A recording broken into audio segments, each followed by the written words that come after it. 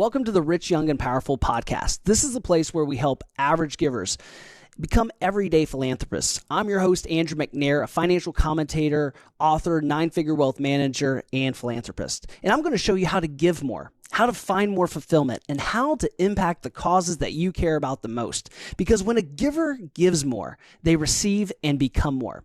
And today I am so honored to have our special guest today, Chonda Pierce, who is the queen of clean, and it's so exciting to have her on the show because she's going to bring an uplifting spirit to our show and a lighthearted tone to our show, which many times we talk about very serious things that in the community of Christ that and ministries that need to be fixed in the world and wrongs that need to be fixed. And so we're really excited about bringing her on. And I really love this Proverbs that she shared in one of her stand-ups, Proverbs 17:22, which is a joyful heart is good medicine, but a crushed spirit dries up the bones. So Chonda, welcome to the show. Thank you, Andrew. Thank you very much. And I'm proud of you and what you do. I think it never registers to people that the more you give, the more you get. And it sounds completely opposite because, you know, our mothers always taught us, save for a rainy day, save for a rainy day. And all of that's important. But it is a miraculous thing that happens to your dollar. Absolutely. And if we just, tried to outgive our father, and he's been beating me for every year I've tried to give and give more, and he keeps on winning. So we're going to keep up this system where I keep on giving and he just keeps on blessing us, not always materially, of course, but definitely spiritually. Absolutely. Absolutely. Well, I want to hear more about your journey. I've heard some of your journey, but not all of our listeners have heard your story. So I really want to hear more about, did you really rise to the moment to become the comedian you are, or did really the moment rise to you at the perfect time? Which one do you think it is? That's a very good question. It's a great way of putting it because I sometimes feel completely guilty at how I got here, which was just somewhat of an easy road. You hear of comics busting it through comedy clubs and doing 5 minutes here and 10 minutes there and never being noticed, and never selling a ticket. They're just always either the opening act or the third person of a 10 comic night, and I never went that route. I have been doing this for 30 years. I have probably worked in 5 comedy clubs in my lifetime. And so wow. It was an unbelievable journey for me. And for me, it started out really as a financial thing. I got a job at a theme park in Nashville, Tennessee called Opryland. And I was a student of the theater. I was a theater arts major. I thought maybe I wanted to sing country music someday, and like everybody in Nashville. And they put me in a show that gave the history of country music by impersonating different people. And in that process, they teach you how to use the timbre of your voice and how to lower this pitch and that so that you'll sound like, certain ones.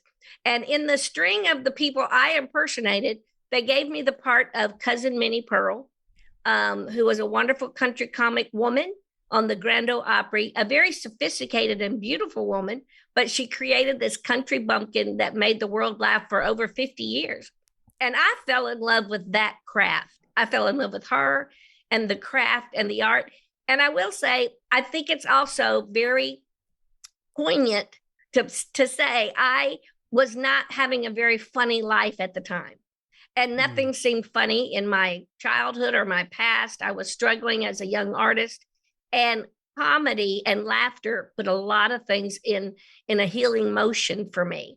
And I ran with it. I just started studying more and listening to people that I loved. When I look back in time, I realized all the roles that I would audition for in the theater or all the songs I chose that I wanted to sing were the zany things or the funny things and the funny roles. So I was always listening to Carol Burnett. I loved Bill Cosby, even though I had never had a drink with him. But I thought he was a wonderful storyteller. I had all of these LPs. And I look back now and see as a young person, I did have this draw and this interest.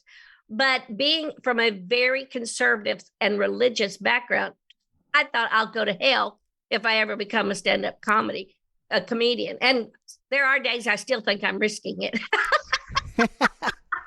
Well, I think it's interesting, the paradox of how many, and I know you talked about this before, but the paradox of how comedians make people laugh, but sometimes they have to heal themselves through that process. And sometimes the comedy's for them in some ways, right? I so believe that. If you look at some of the lives of your favorite comics out there, and they don't have to be the clean comics or the Christian comics, but if you look at their past, many comics come from a very difficult past, a place where laughter wasn't prevalent in their lives. And perhaps that's why they're drawn to it. There are also a lot of comics that come into comedy because they've had no gratification often in life.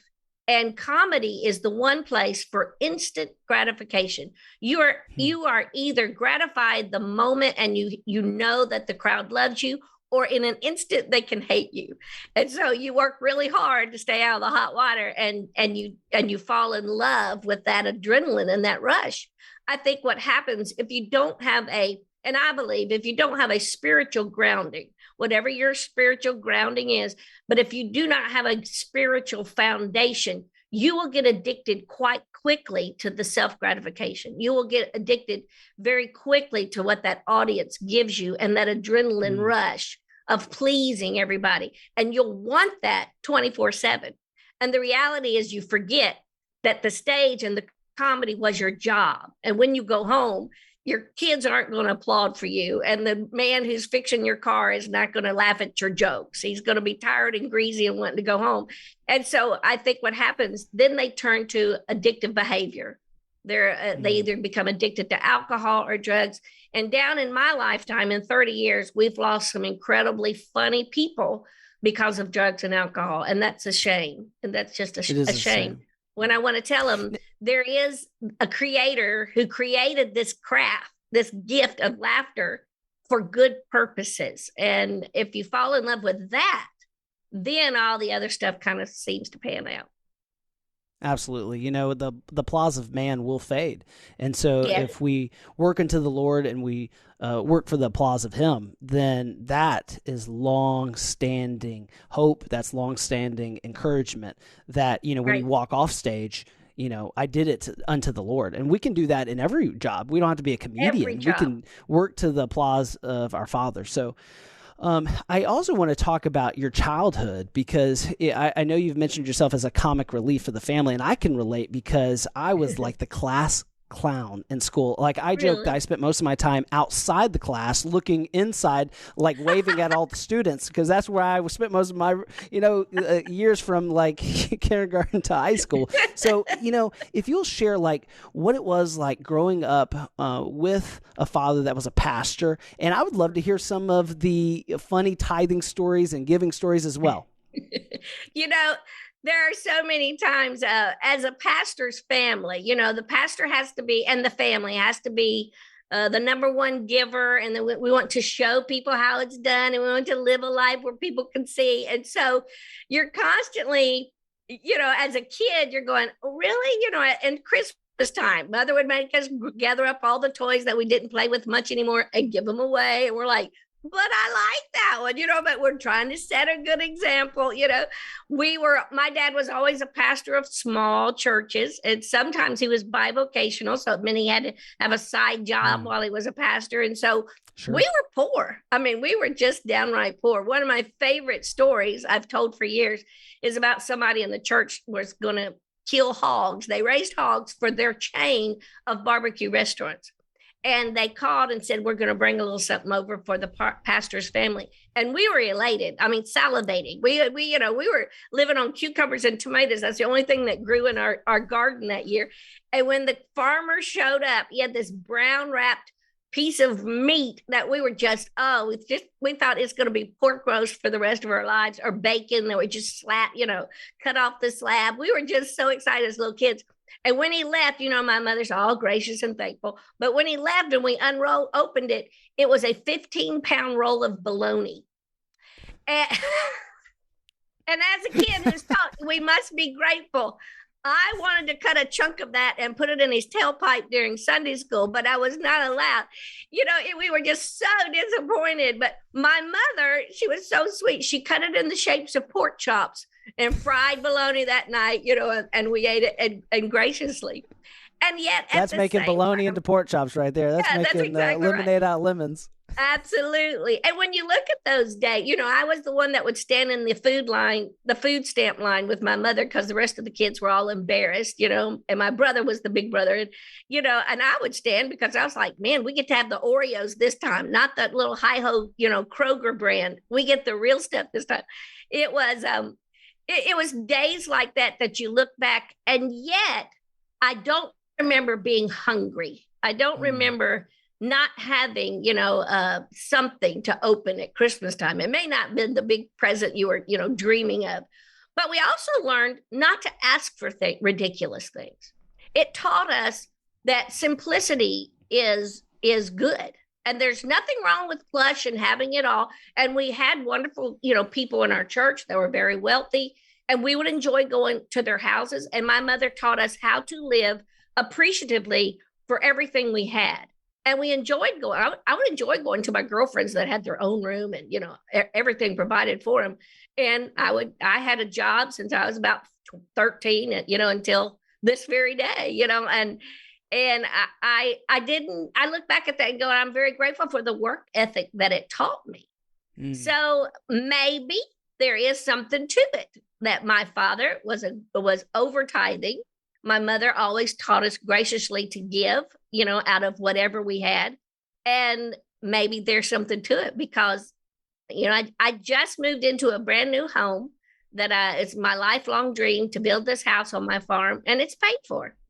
And I think it's really because of graciousness and generosity. As a matter of fact, I just know it because there's no other way on earth I should have been able to do that, as a widowed woman and a comic, I will never probably get the big sitcom and the $1 million movies. I get a lot of Hallmark movies and a lot of that. And I try to do the best with what I am given to do. But because of my stance in Christianity and I'm clean, I don't get a lot of the LA opportunities. But I feel so grateful. I told my son the other day, Mom may never get an Oscar or a Grammy, but I just paid for a house as a widow and built a house from the ground up during COVID. And I think that's because of that margin that was taught to you at an early age. And I think that many times most people sadly can't give, they can't tithe because there's just a lack of margin in their life. Yes. And it's the fear of going without, that their kids will have this traumatic event that they didn't get the Christmas present that they've always wanted for. And you're a testament to that. Like, you didn't probably get everything you wanted at Christmas time because you were poor. But then you don't, let's say 10, 20, 30 years later, you're not thinking about that. You're saying, hey, you start to remember that it's not those possessions. It's having more time with your family that, if anything, if you could get another Christmas present, that's the Christmas present you want. I think you're exactly right, Andrew. I think what's, especially here we are at the Christmas season, and my heart goes out to the moms that are not going to be able to get Santa to give what kids have been writing on their list, because they're writing unusual, crazy things because what they see at school or what they see on the television. The television sells these kids the most expensive gift you can ask for. And for the lower class or even the middle class America, they can't afford to get their kids a new Apple Watch, every Christmas. And so it makes that parent feel horrible. And yet I have never, ever seen an interview of someone that says, I grew up so poor that I am bitter and angry and mad and frustrated at the world, and I just hate God and hate everybody. No, 99% of the time you hear someone go, I grew up poor, but man, did it teach me what was important in life? Did it teach me how to take care of what I did have? Did it teach me what's the most important thing in life? Those are the things you hear from the people who grew up less than. And so I tell moms all the time, don't beat yourself up. Be really honest with your kids and say, I did the best I could today, but I have $100 to spend on Christmas.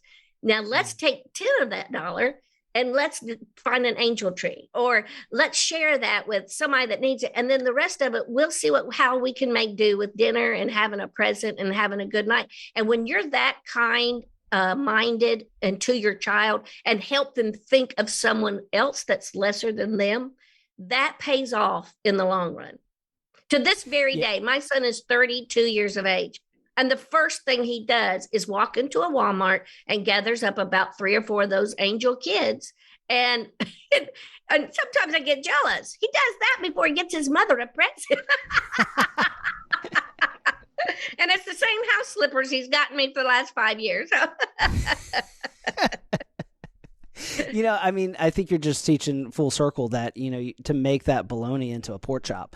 And that's what you have to do. Right. And I think by having those lessons learned at an early age, when you do have success and you finally do make it to the stage like you have, it gives you that responsibility to be a good steward. And there's people listening right now that have done way better than they ever imagined. They thought, if I could just make X, I would have made it. And then when they make X, they say, wow, I'm not that fulfilled. Well, you've got that opportunity to now be a good steward. You came from so little and now you got so much. Now you have an opportunity and I would say a responsibility to be a good steward and live on a margined life so you can give exponentially and you can pick 5 of those kids and buy all the gifts at Walmart. Right. And I think that's why we continue to do more. That's why we continue to make more documentaries. We continue to do more opportunities to speak out and stand up, is because, we already got the house paid off. We've done well, but we have this responsibility. Right. I will say, I do want to ask you, just to add to that, I felt I wanted to tell you, and I felt in my spirit, but it could have been the milk I had for breakfast. But anyway, I just wanted to add to that the amazing thing is I've been in third world countries. And I know you may have listeners. I'm not sure what your demographic is, but I always feel like my audience is just as an ordinary woman as I am, and you may have listeners that go, well, that sounds great, but she's got money, and I want to tell you something. Anybody who lives in the United States of America with a roof over your head, you're doing well. It may not be the Kardashians. And I would encourage you to stop watching. You know what I mean? And just look around what you do have. Your kids had a meal today. It may not have been filet mignon, but I had a fried bologna sandwiches today, and that's my favorite sandwich in the world, So it's that kind of thing. When I went to a third world country and I learned how very little it takes for those people to live for a week. I mean, $1 and change for them to eat for the day, and so when you learn that and you come home and you feel like you haven't accomplished anything, I want to tell people, oh, yes, you have. You're making it. Now, it might be at the squeaky end of, the last check in the book and the last penny to pay the light bill. But somehow the next penny is there when you live your life knowing there is someone out there that is worse than me. At the same time, my mother always thought I was just more successful than I really was. And everybody needs a mother like that. But I remember taking your biggest fan. Absolutely. Yes. She was going through breast cancer, and it was a very tough time for us. And I was just, there for her every minute I could be. And her radiologist was the father of Amy Grant. And they would talk every day about, our daughters, my daughter's out doing comedy and everything. Your daughter and my daughter have so much in common. And, my daughter's just so busy and she's starting a counseling center. And it was just so funny. And finally, on her last treatment, took a long way home and I drove her past this beautiful giant ranch. And I sit on the side of the road. She goes, what are we doing? I said, Mother, that ranch over there and that beautiful home belongs to your radiologist's daughter, Amy Grant. She and I have nothing in common. And I could see her. She was like, oh, shoot.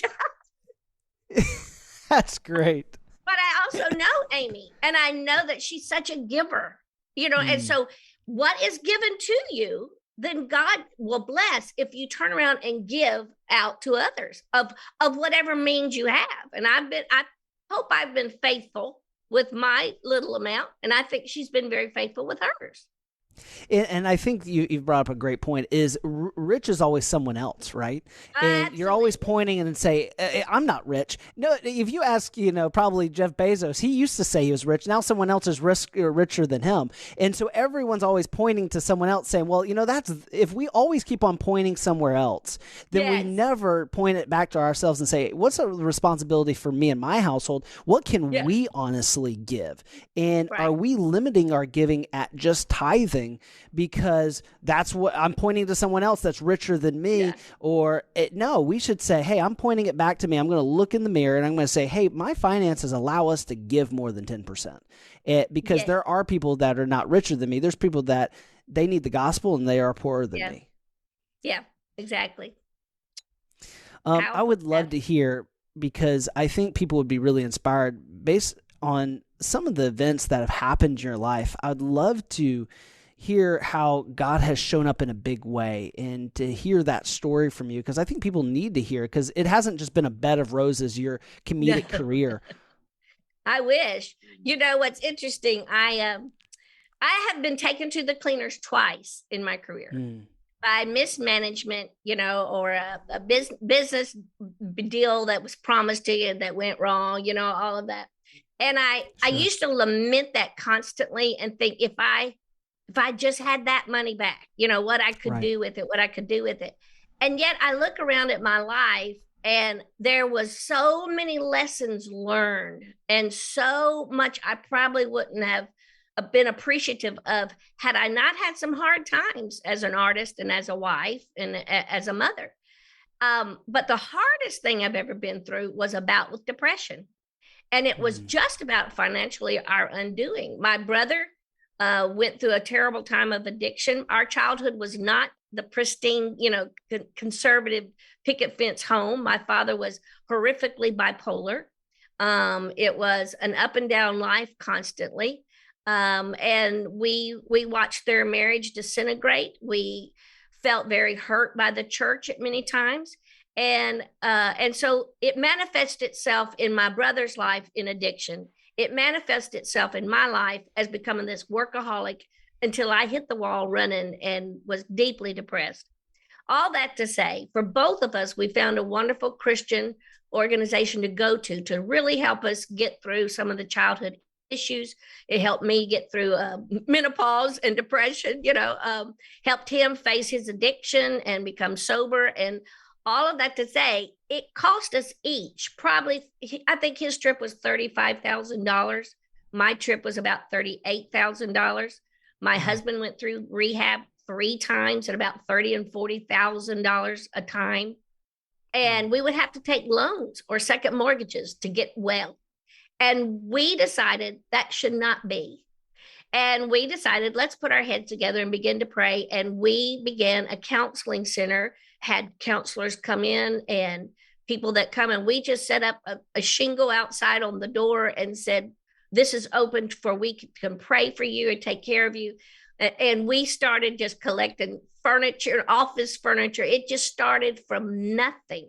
And out of that now is about a $2 or $3 million venture every year, because we never turn anyone away that can't afford to pay. And it's been going now for about 20 years and going strong. We see probably at least 30, 40,000 clients a year with deep need. And that means we invest a lot of time into these people to see that they get the help that they need and their lives are enriched. All of that came about because of what we saw was the financial payoff of really trying to get help. And we decided we're going to do this. And if someone comes along that says, hey, I can pay the hourly rate, we're going to be so blessed and excited. But if someone comes along and says, I've got $20, can I see a counselor today? We say absolutely. Or if they come along and say, my marriage is breaking up, we have no money, we say, come right on in. And somehow God has provided the lights to stay on. We have now about 8 or 9 professional counselors. We have an ongoing weight loss center that's been rated #1 in the state of Tennessee. We have been blessed by grants and people and And it's an amazing thing. And it started out with nothing but, wait a minute, we're blessed that we can do that, but there are people that could not afford to go get this kind of help. How can we change that? Chonda, I say this often is you go through trauma, you go through pain for a purpose. And I think it's a beautiful, story how you're helping the person that potentially you once were, someone that went through depression, that knows someone personally that's struggled with drug addiction, alcoholism.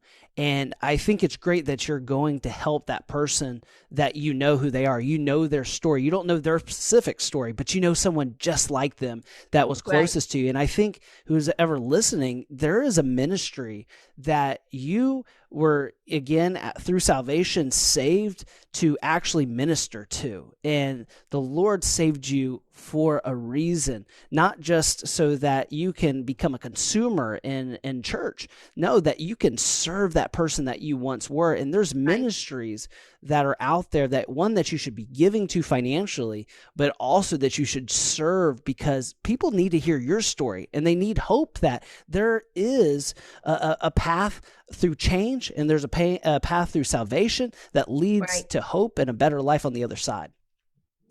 For me, as a comedian, I could end the night every night and go, thank you, that's my time, great to see you, and walk off. And it would be fulfilling because laughter is great medicine and we'd have a great time. And there are nights I sure wish I could do that. But for me in my house, and what I feel very called to do, it's the time that we spend after the laugh that I get to say, hey, I grew up in a very dysfunctional home. I lost both my sisters. One was 15, one was 20. They died within 19, 20 months of each other. I had an alcoholic husband.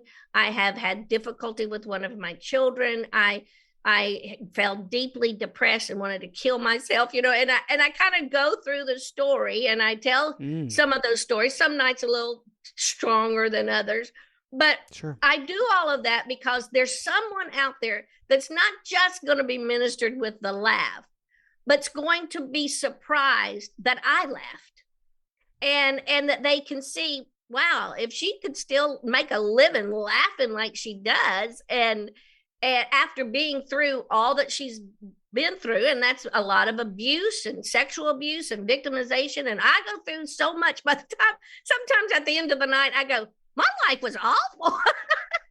I watched a documentary about my life one time in the theaters and Laughing in the Dark. And my son went with me and I watched it. And about halfway through, I leaned over and whispered to him going, my life sucks.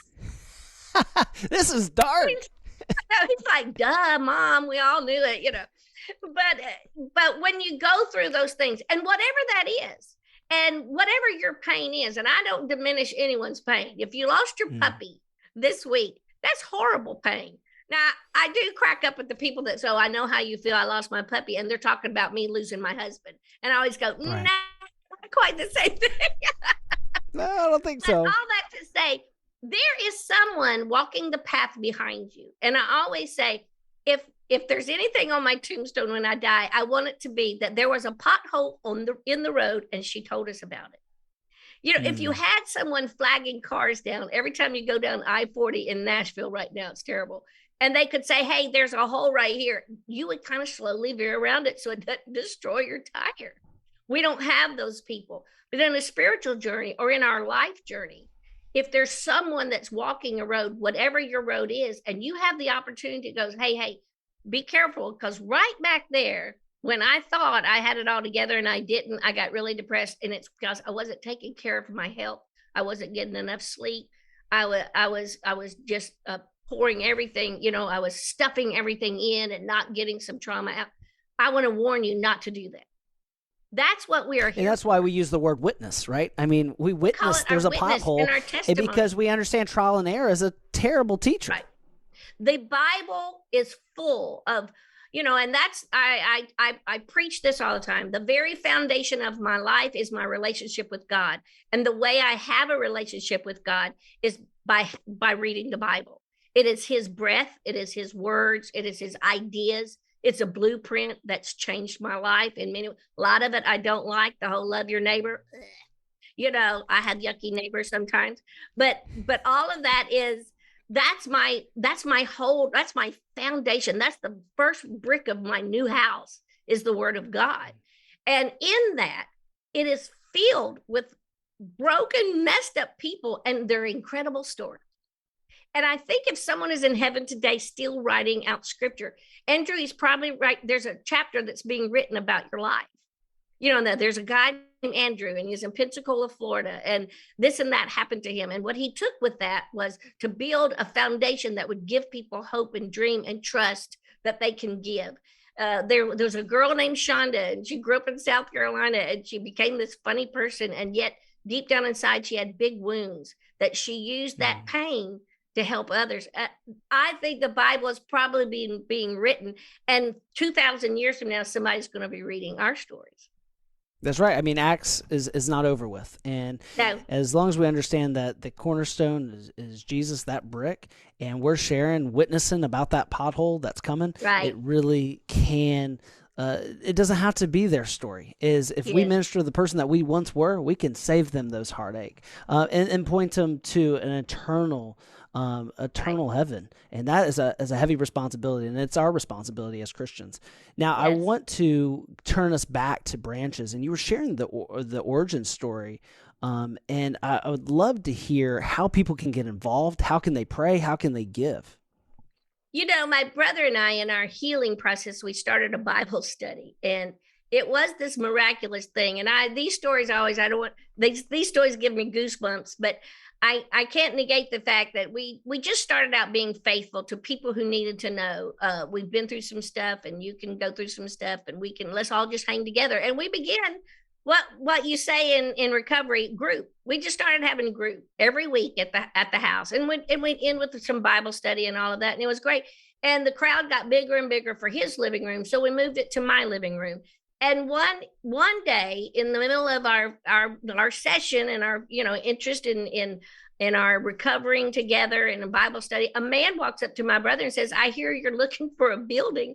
And we're like, "No, he goes, "Well, I hear you're out of space." And he goes, "Well, we can go out in the yard when it's warm. We'll be fine, or we'll find a church that'll let us have group in there." And he goes, "No, I have a building you need to see." The interesting thing, I had just gotten out of the hospital from deep depression. And that afternoon, I had fallen asleep on his couch, and I could not ever sleep. My depression was so anxiety filled. But I could sleep if he would sit and read the Psalms. And for some reason, it was just soothing, and I could sleep. And I woke up from that nap that day, and I said, I just had the most weirdest. There's the puppy. I had the weirdest dream, and I said, I was outside, and there was an old flower bed that was just a mess. And my husband and I, David, we were digging up all the weeds out of the flower bed, but the window was open. And you were in there with Doris, his wife, and your sons, and they were talking about where to put the divorce care group. And then the AA group has kind of exploded. We need a bigger space for them. And we were trying to organize how to put these groups that are in particular recoveries, and who's going to sing praise and worship for this group and all that. I said, it was just the weirdest dream. It was so real.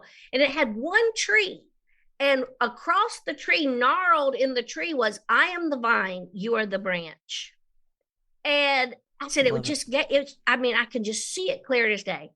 So fast forward several hours, we go to prayer meeting, and this fella says that. We go to his building to see it the next morning. And you had to cross a road named Freedom to get to it. And then there was this building, one great big window, an old weeded flower bed, and one tree in the, standing there. And I have never been, I was not raised in a big Pentecostal church, but if there was ever a premonition or a reveal or a promise that I saw before my eyes, a prophecy, I fell to my knees, and we all did. We began to pray and thank God and just weep. And we took the keys to that building rent free for 30 days. He said, "You've got 30 days. We went down to salvage stores and bought old furniture, and we decided we would call it Branches Counseling Center. And my brother's a PhD, of course, in counseling, and a well-known very much an expert in sex addiction. And I was, learning some things about, I was not an expert, but I had a wonderful counselor. So I invited her to put a shingle out, so I'll give you free rent if you give me free counseling. And we bartered, It's a good trade. And other counselors came along, and then pastors had people that were needing to find recovery, and they would send them to us. And we began a relationship in the community of Murfreesboro, Tennessee. And from there, 20 years later, we have 5 branches counseling centers across Middle Tennessee. And see the hand of God in that, it keeps me saved, as Mama says. When you see God doing something and he comes through and he does it, that'll keep you saved. That definitely gives you encouragement to the spirit. There's no doubt. Yes. Well, that's awesome to hear about branches. How can people get involved? How can they give or pray? Is there a need? But Absolutely. I'd love to hear you share a resource where they can go out and give to branches. Right. branchescounselingcenter.com. That's one of the greatest things. We have intensive programs that are constantly going on. And these are people in great need of recovery. To be honest with you, I grew up with a time when the church didn't talk much about depression. And if they did, that's just that you need to pray more.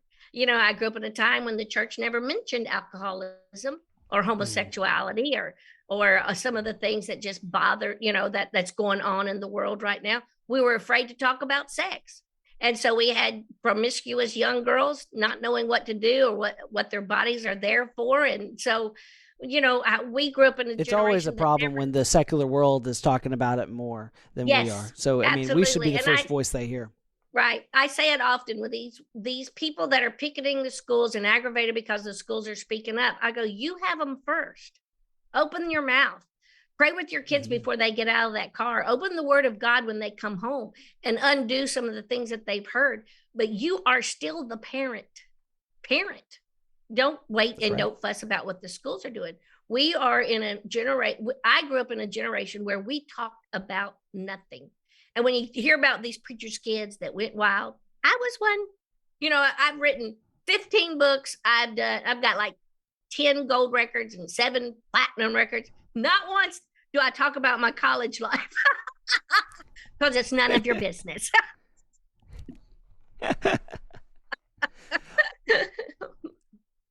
Chonda, I really appreciate you sharing so much that you already have shared. But I think comedians have one of the most illuminating perspectives on the world and current events. So I'd love to ask you, if you could write one tweet that everyone would have to read, what would you say? Wow, that's such a great question. And I didn't want to read some of these questions on purpose because the spontaneity is always good. But in light of what we've been talking about, I think it would always be that that Jesus is the reason, for the season. Jesus is the way, the truth, the life, and he gives life abundantly. Yeah. It would always have to be about Jesus. Absolutely. Every platform that we have, everywhere we go, that's how it should be. Yeah. Now, what do you believe, Chonda, that no one else seems to believe?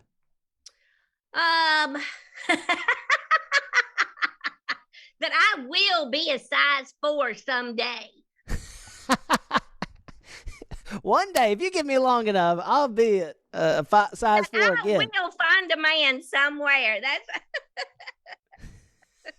That's more like all my friends believe I'll find one. I believe ain't gonna happen. Well, I think a lot of people would believe that when you keep me in stitches, and you'd keep a lot of other people in stitches. So, if it's God's will, what are some common misconceptions that people may have about you, though? That I'm funny all the time. I am not the life of the party. I was never the class clown. I am a really deep thinker. I'm probably a lot more domestic than people realize.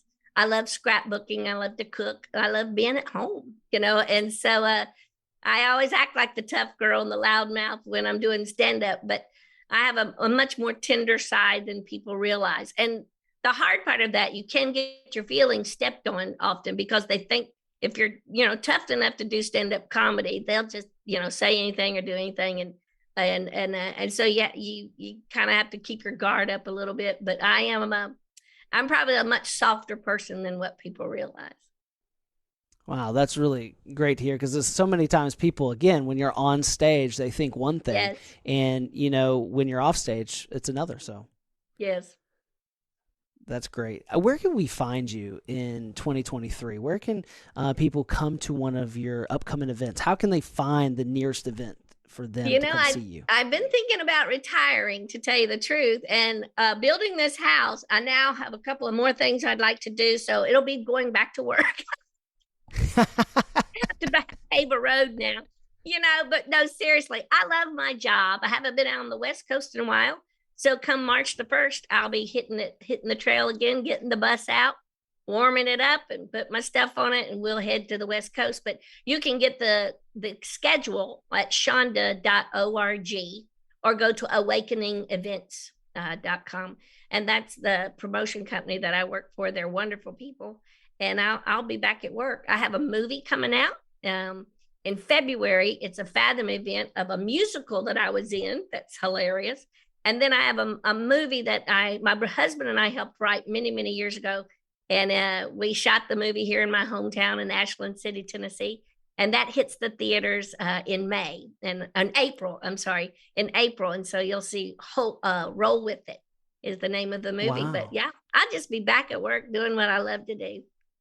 That's great. Well, I really appreciate you coming on the show, and it's been great to spend some time laughing and talking about giving, as well as I'm just so happy to hear about branches and the lives that you're changing there that do struggle with depression, that need serious counseling, that are getting help because of what you and your brother created. So right. Well, again, thank you for coming on the show. That's all we have for this episode, Rich, Young, and Powerful. One thing that would really help us both is if you would go on to iTunes, podcast engines that you look at like Stitcher, and comment in iTunes. Share it with someone you know so they can catch the show as well. Also, be sure to check out all of our other resources on richyoungpowerful.com.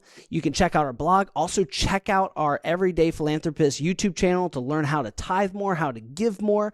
And again, share this podcast with anyone you know that would enjoy it. Until next time, remember, when a giver gives more, they receive and become more.